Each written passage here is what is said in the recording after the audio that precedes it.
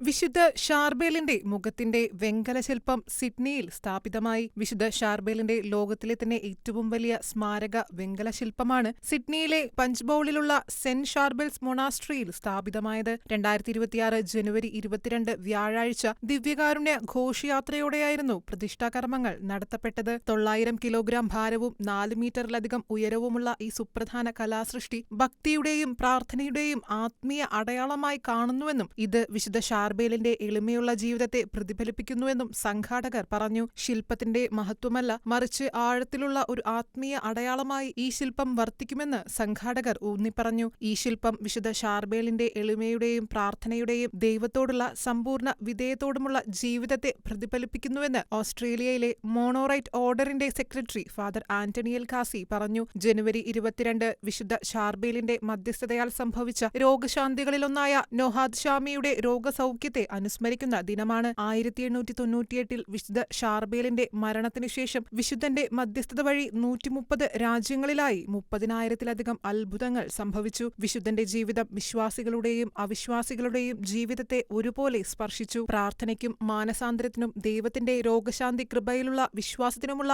ആഹ്വാനമായിട്ടാണ് ഈ ശില്പ അനാച്ഛാദനത്തെ സംഘാടകർ വിശേഷിപ്പിച്ചത്. സിഡ്നിക്ക് മുകളിലുയർന്ന വിശുദ്ധന്റെ വെങ്കലമുഖം ഒരു വിശുദ്ധന്റെ സ്മാരകമായിട്ടല്ല, മറിച്ച് വിശ്വാസത്തിലേക്കുള്ള നിശബ്ദ ക്ഷണമായിട്ടാണ് നിലകൊള്ളുന്നത്.